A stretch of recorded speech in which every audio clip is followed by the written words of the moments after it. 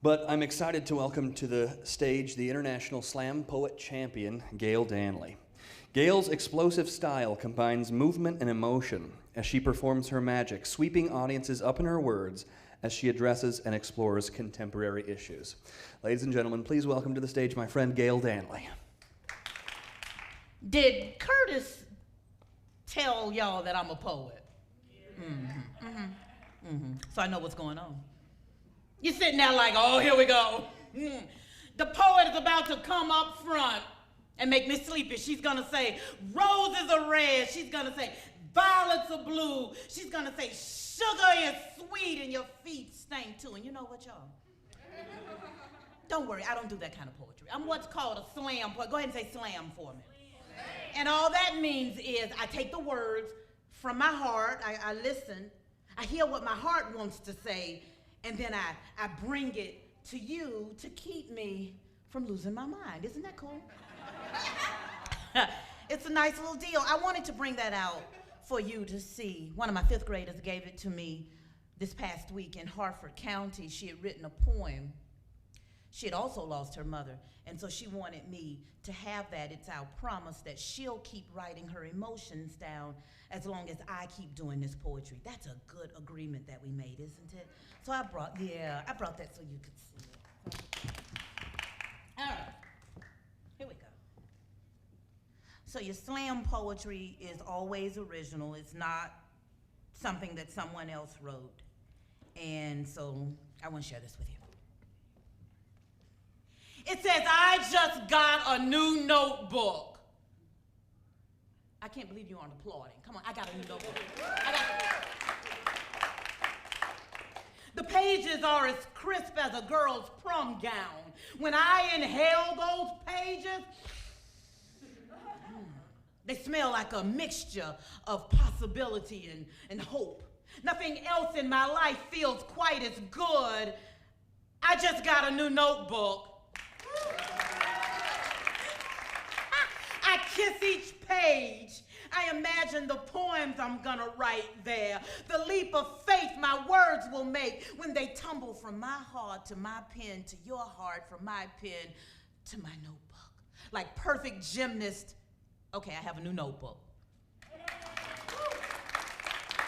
It was a gift from this teacher woman who loved me enough to say, here, Gayle. She loved me enough to say, here, Gayle. I know you've got a lot to say. She loved me enough to say, here, Gayle. I know that you have a lot on your mind, so write it down. I have a new notebook. Well, listen. The cover is nice, it used to be new, but the pages, it's the pages that I dig. They surrender before my eyes. They put up with my midnight ramblings. They put up with my bad times and my complaining, and not even my husband does that. I have a new notebook. Listen, all my other poet friends, they like to type their stuff up on the computer. The cursor, I'm not gonna let her scream at me. Only my thoughts are saved. Even the monitor watches me as I write it all down. I got a new notebook. Now all I need is a pen. I want a slam, y'all. A slam is where a poet gets up and she or he does the poem for you, and then they get a score from the audience. So I won a slam, a national slam back in the 90s. I want to do this poem, and I want you to score me when I'm finished. Don't be mean, right? Give me like a 1 is like, you call that a poem. That's not a poem, and you smell like peanut butter. And a 10 is like, ooh, I love that poem. And it goes like this. It says, when I was in 2nd grade, I colored everything black. I want to be close to you. That's so this girl, this beautiful girl named Cosetta Sims. Say her name for me. Say Cosetta. Don't say it fancy like we're in Upper Maryland. Say it like you're down in Virginia and you just had some cornbread. Say Cosetta Sims. I used to give her all my crayon, Jack. I would give her my red, my yellow, my purple, my green. I wanted her pictures to be pretty like I thought she was. All day long in my little desk, I used to sit and I would stare at Cosetta. You know who she looked like?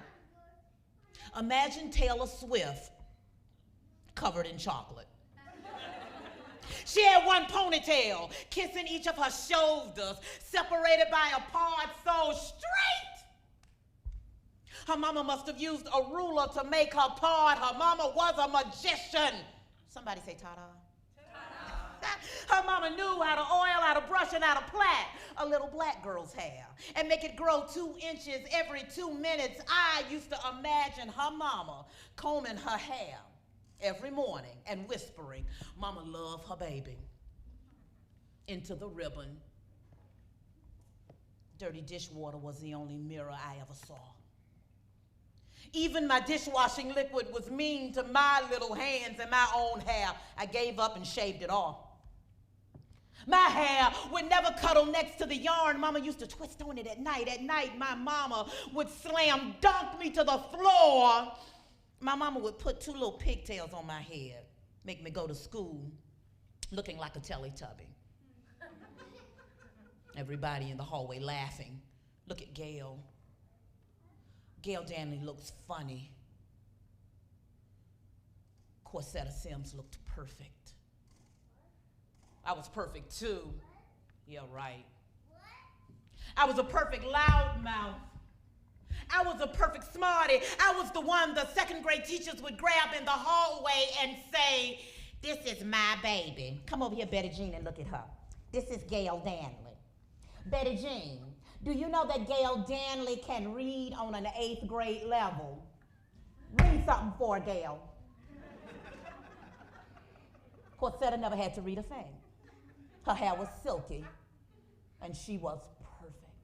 Picture this, y'all. At playtime, I would run fast because I had to keep up with Cosetta. Her ponytail smacking my cheeks. Look how you can perform your words. Look, her ponytail smacking my cheeks. Her green satin ribbon picking up the green of her velvet dress perfectly. I never dared ask her to be my friend because I knew that her answer would be what? Come on, give it to me. Her answer would be, 10 years ago, I saw Corsetta.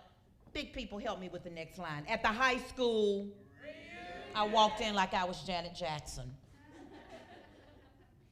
Guess who I saw first? Doesn't it feel good when you go to the reunion? She couldn't take her eyes off me. I told her, I said, "I'm a poet now, Corsetta." I did it like that. I said, "I go all over the world, girl, and I show young people the power and the privilege and the pretty of their own words from their own hearts." Can't beat it, y'all.